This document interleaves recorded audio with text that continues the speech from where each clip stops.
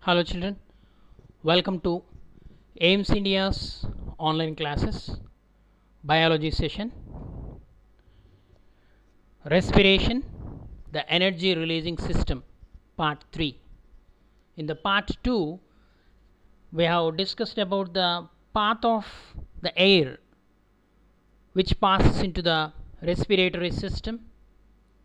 Okay, that is from the air enters into the nostrils, nasal cavities, from the nasal cavities, pharynx, larynx, trachea, bronchi, bronchioles, and alveoli. In the alveoli, the exchange of gases takes place. So, if you see more about our lungs, lungs are spongy in nature. They are not of the same size. The lung towards the left, so actually the three-dimensional picture it is here. Our right hand side is the left lung and left hand side is the right lung. Okay, the lung towards the left is slightly smaller here. See, here I am mentioning right side means left lung it is. Okay, slightly smaller, making space for your heart. Heart is present here, isn't it? The heart is present in between the two lungs. Okay, so this the left lung is slightly smaller, making space for your heart, and the lungs are protected by a double layered membrane. What is that membrane which lines the lungs, which you studied in your lower class? That is pleura membrane. Pleura membrane, a fluid filled between these membranes, protects the lungs from physical shocks, from the injuries. So this pleura membrane, pleural fluid is present. It acts like a shock absorber and protects the lungs from physical shocks. And also this pleura membrane aid in the expansion of the spongy and elastic lung muscles as they slide one over the other. What do you call that? Friction is reduced with the help of that fluid present between the two layers of pleura membrane. So you must have noticed that your own breathing is slow and shallow. When you are at rest, the breathing is slow. It is deeper and faster when you do any hard exercise, isn't it? Sometimes even you take the air in through your mouth also, isn't it? The patterns of breathing shows a great range for they are coordinated with moment by moment needs of the body for supply of oxygen and removal of carbon dioxide. Okay, it depends on the activity. Okay, so what are the situations affect your breathing? Your breathing is affected. It has been found that all movements of breathing stop at once when the nerves leading from the brain to the respiratory system are cut. Actually, our respiratory center is present in the brain. Okay, olfactory lobes, smell, and the respiration, those centers are present in the cerebrum of the brain, isn't it? Then what can be concluded from this? If you just recall what happens during the process of breathing, there is inhalation and exhalation takes place. During inhalation, air enters inside. During exhalation, the air comes outside. Which gas needs to be removed from our body during exhalation? That carbon dioxide, isn't it? Where does the extra amount of the gas comes from? Because continuously we are breathing, so the extra gas which is present inside also during expiration it comes out. What is the composition of inhaled air? Inhaled air contains not only oxygen, it also contains air is a mixture of gases. Obviously it also possesses some amount of hydrogen or some amount of carbon dioxide. Okay, some amount of nitrogen is also present in that. Then when exhaled air is compared with the inhaled air, is there any difference? Definitely. there is a difference.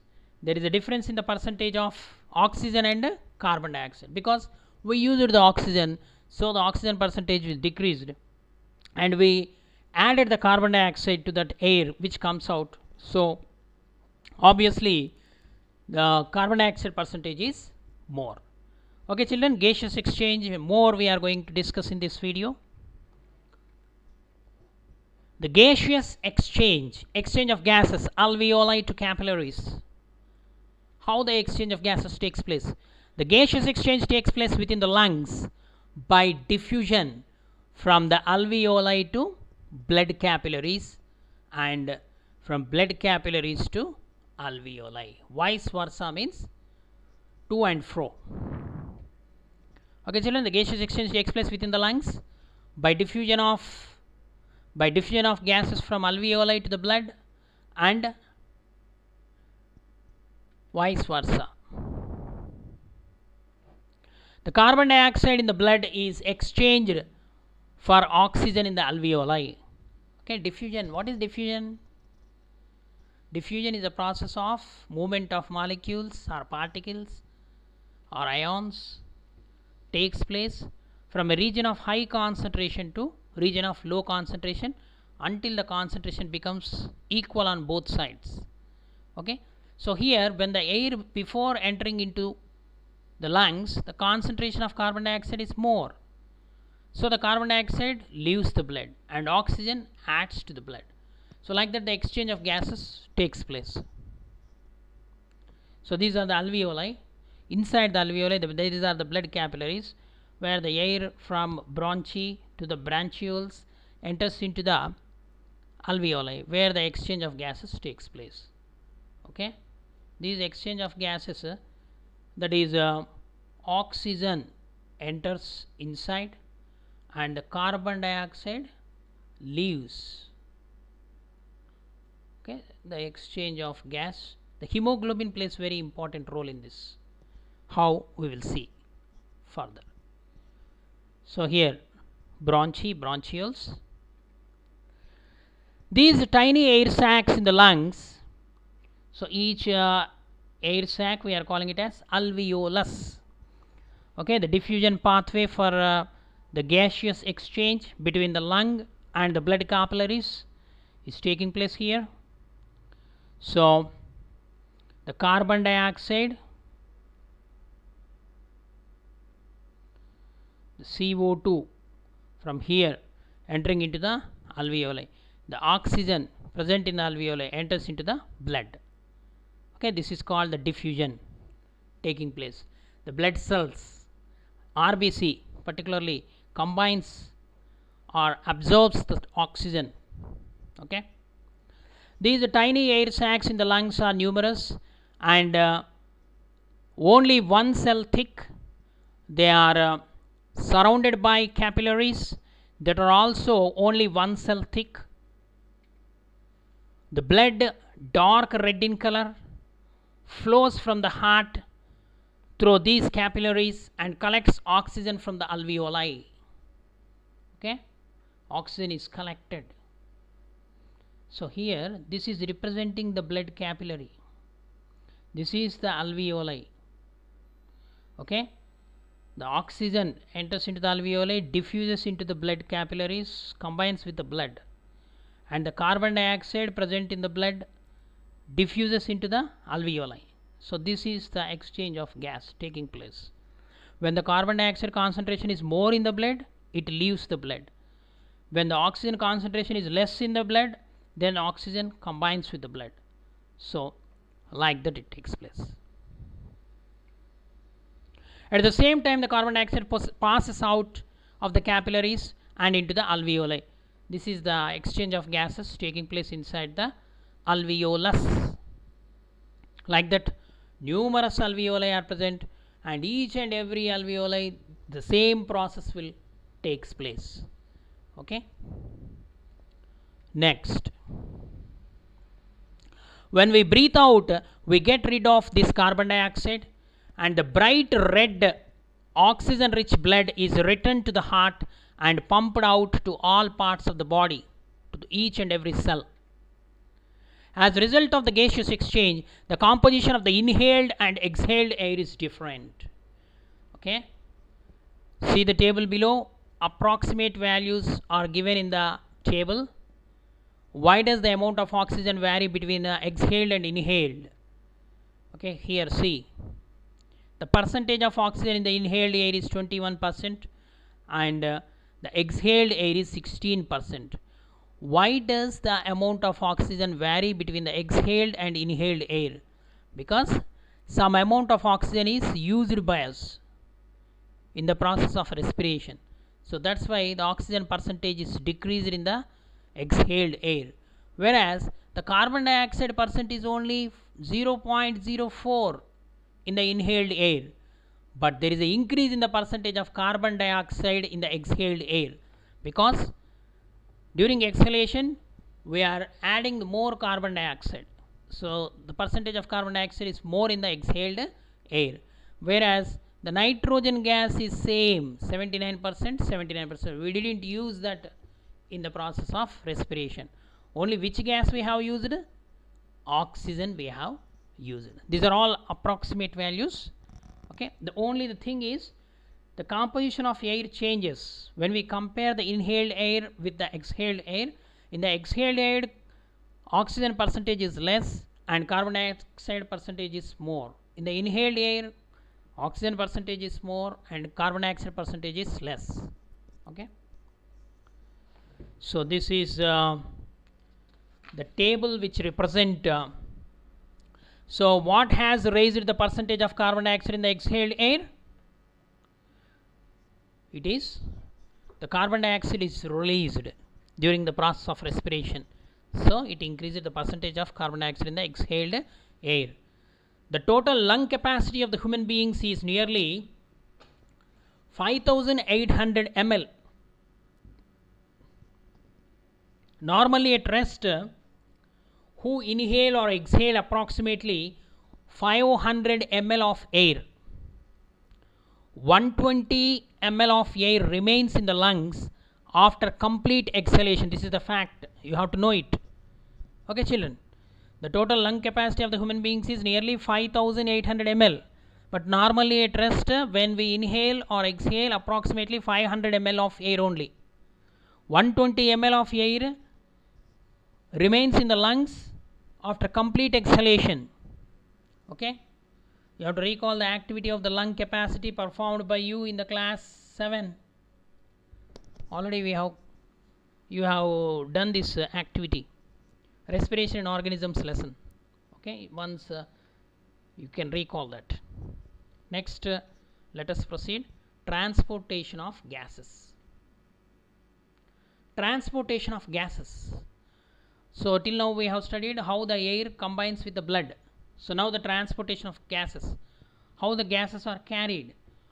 We know that the air is a mixture of gases that fills the lungs and the alveoli when that enters our body. The relative amount of different gases in air and their combining capacity with hemoglobin, the pigment present in the blood, and other substances in the blood determine their transport via blood in the body. How the gases are carried? What is the medium for the transport of these gases? Blood. Okay. Which part of the blood carrying these gases? Hemoglobin. Where that hemoglobin is present? In the RBC, red blood cells. Okay. You studied in your lower class the functions of blood. One of the important functions of the blood is transport of gases, transportation of gases. When oxygen present in the air is within normal limits, that is around 21%, then almost all of it is carried in the blood by binding to hemoglobin, a protein present in the red blood cells. As the oxygen is diffused in the blood, it rapidly combines with the hemoglobin to form oxyhemoglobin. Okay, hemoglobin, oxygen combines with hemoglobin to form a complex. What is that complex? Oxyhemoglobin complex. Not only hemoglobin can combine with oxygen, but the reverse can also happen to yield a molecule of hemoglobin and oxygen. The meaning is oxygen can combine with the hemoglobin and form the oxyhemoglobin, and at the same time that oxyhemoglobin can breaks into hemoglobin and oxygen also. Okay children. The carbon dioxide is usually transported as bicarbonates. Oxygen is transported in the form of oxyhemoglobin, but whereas the carbon dioxide is transported in the form of bicarbonate, while some amount of it can combine with hemoglobin and the rest is dissolved in blood plasma. In the form of bicarbonate it is transported. Some amount of this bicarbonate combines with the hemoglobin and form the carboxyhemoglobin. Okay, and most of the times this carbon dioxide in the form of bicarbonate dissolved in the plasma of the blood. Okay, study the equations for better understanding here how the hemoglobin combines with oxygen and form oxyhemoglobin, and how that oxyhemoglobin dissociates to oxygen and hemoglobin. So Hb represents the hemoglobin, combines with O2 to form the HbO2, that is oxyhemoglobin, and the oxyhemoglobin dissociates into the hemoglobin plus oxygen. Okay, if the hemoglobin is exposed to the air, for example when you climb a mountain, okay, or high altitude, or the air at sea level, nearly every molecule combines with oxygen to form the oxyhemoglobin, because the necessity, we need more oxygen to produce more energy. Okay, so every molecule of oxygen combines with the hemoglobin and form oxyhemoglobin at sea level. At a height of 13 kilometers, means about 8 miles above the sea level, if you consider, the concentration of oxygen is much lower, about 1/5 at sea level, because at normal level the oxygen percentage is more, but when you are climbing up, so the oxygen percentage may be decreased. At that time what happens? During these conditions only about half as many molecules of oxygen combine with the hemoglobin to form oxyhemoglobin complex.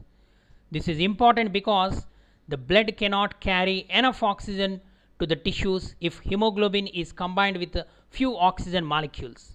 So due to that, human life is impossible at such an altitude without a supplementary supply of oxygen. That's the reason why you might have observed a mountaineer, means who is climbing the mountains, they carry oxygen cylinders on their back, isn't it? Okay, so the provision for such a supply is built into modern aircrafts, which have pressurized cabins that maintain an enriched air supply. So when we go deep into the sea, it is also, so sometimes you might have seen they will jump into the sea and go into the deep sea survey. At that time also they will carry the oxygen cylinder, because when you go too deep into the sea, again the oxygen levels will decrease. Okay, so this is very important, the importance of oxygen, how it combines with the hemoglobin and involves in the respiration. So let us proceed. The gaseous exchange, again continuation. Gaseous exchange capillaries to cells and back. In the transport of gases, introduction is completed. Let us enter into the main concept. In the capillaries, over the tissues, hemoglobin meets a very different environment. The tissue cells are continually using the oxygen.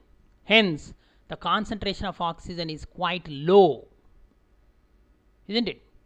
Because continuously we need energy to do the work. Continuously the life process, other life process has to run. The fuel is energy, ATP. Okay, so continuously there is a decrease in the concentration of oxygen. in the tissues. So it might be only 1/3 of that in the lungs. So as the concentration of oxygen is so low, the oxyhemoglobin releases the oxygen molecules that enters the cells. So first what happens? Hemoglobin combines with oxygen to form oxyhemoglobin, HbO2. And whenever we need oxygen in the cells for the production of energy, at that time the oxyhemoglobin breaks into hemoglobin and oxygen. So that released oxygen is used for the production of energy. In the reactions that occur within the cells in our bodies, carbon dioxide and water are produced and the energy is released to be used up for different purposes. Okay. So in the reactions, so what happens inside the cells? Cellular respiration takes place, where the oxygen combines with that substrates and for example glucose combines with oxygen to form carbon dioxide and water. During that process, the bonds are broken and the energy is released. The energy is released to be used for different purposes. Okay, children? The gaseous exchange in the capillaries to the cells and back.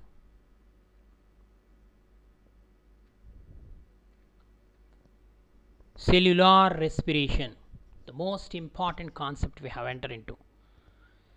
So till now, so far we have studied about the external respiration, where the respiratory organ is involved. Okay.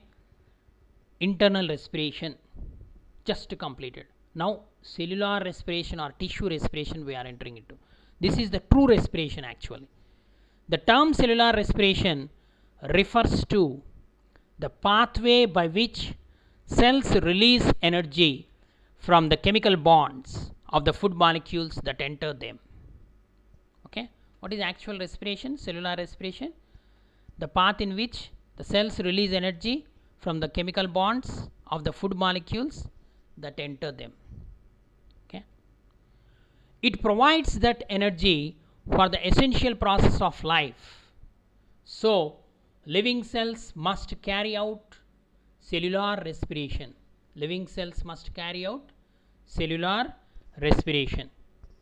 It can be in the presence of oxygen, that is aerobic respiration, or in the absence, that is independent of oxygen, anaerobic respiration or fermentation.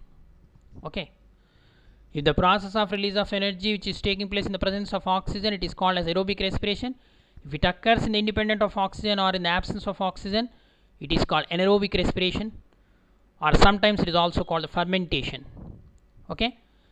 Cellular respiration, the prokaryotic cells, prokaryotes, primitive cells like that of bacteria, occurs within the cytoplasm. Cellular respiration, those cells, prokaryotic cells, takes place within the cytoplasm.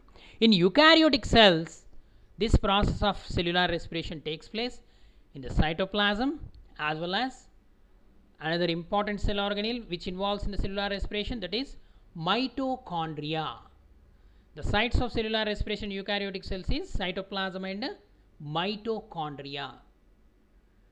The produced energy is stored in the mitochondria in the form of ATP, adenosine triphosphate. It is energy currency. That is why the mitochondria are called powerhouses of the cell. In 9th class you have studied the structure of mitochondria and the function of mitochondria. Isn't it, children? Okay. Let us proceed. The exact chemical details of breakdown of sugar or other foods within a living cell does not take place in a single reaction, but occurs in a series of small steps. Slowly and steadily the breaking down of that glucose or sugars takes place in the cellular respiration. The complete breakdown of the sugar molecule with the release of all its available energy involves a series of different chemical reactions which takes place in the cytoplasm and mitochondria of the cell. From the breakdown of glucose, the energy is released and stored up in a special compound. What is that special compound? ATP, adenosine triphosphate. Okay. So it involves different structures, several chemicals. Okay. The chemicals like the substrate first glucose, the structures like cytoplasm and the mitochondria of the cell, and the chemical substances called hormones. Several hormones catalyze this physiological process of cellular respiration. Okay, children, let us proceed. It is a small parcel of chemical energy. The energy currency of these cells is ATP, an energy rich compound that is capable of supplying energy wherever needed within the cell. Okay, whenever we need energy or for any process, when the energy is required, this ATP breaks to release the inorganic phosphate, which is rich in energy, will be utilized. Okay. Each ATP molecule gives 7,200 calories of energy. This energy is stored in the form of phosphate bonds. It is stored in the form of phosphate bonds. If the bond is broken, the stored energy is released. Okay, like this. ATP will get hydrolyzed in the presence of water. Whenever energy is required, it is break in the presence of water. It breaks into ADP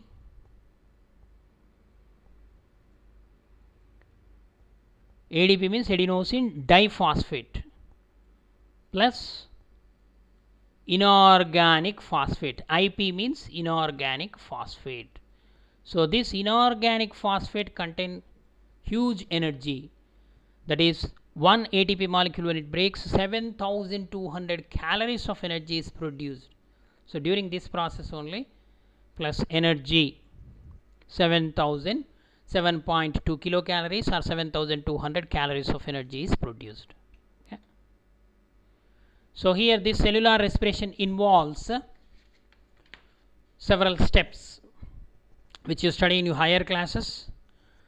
First one is glycolysis, breaking down of glucose into two molecules of pyruvic acid. So this is glycolysis process which takes place in the cytoplasm of the cell. Which takes place in the cytoplasm. Glucose converted into pyruvate or pyruvic acid.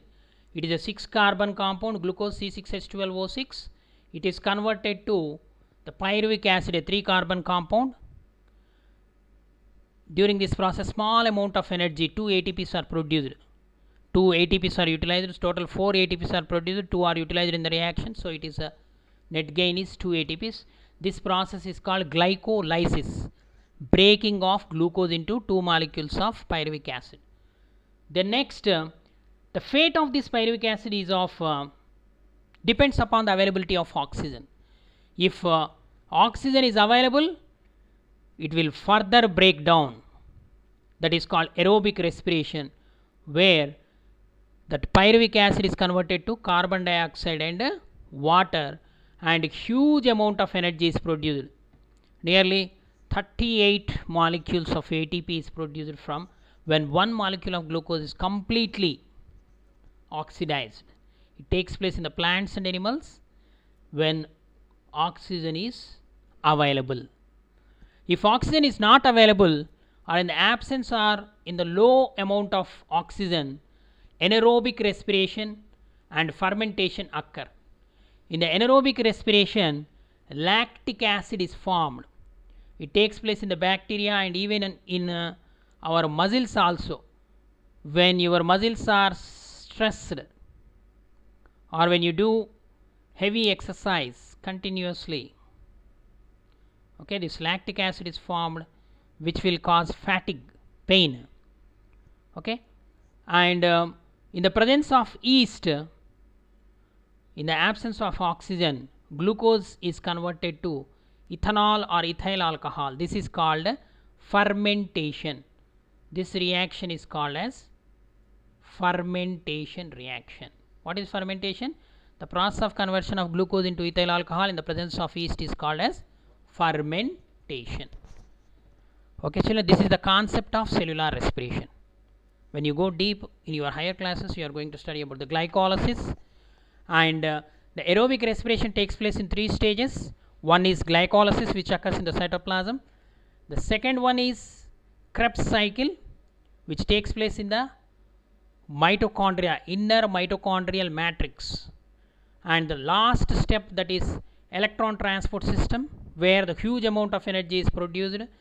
So that takes place in the inner membrane cristae of mitochondria, where these elementary particles are present. Okay, all these process involves the participation of several respiratory enzymes. Okay, children, this is the concept you have to remember. Glucose first break down into pyruvic acid or pyruvate. Then that pyruvate, if oxygen is available, it breaks into carbon dioxide and water and release huge amount of energy. If oxygen is not available, then also it breaks down to either lactic acid or ethanol, and a small amount of energy is produced. Okay, if oxygen is not available and the respiration occur, it is anaerobic respiration. If oxygen available and the respiration occur, it is called as aerobic respiration. Okay, children, thank you for watching our video. Please subscribe our channel and press the bell icon for receiving latest updates.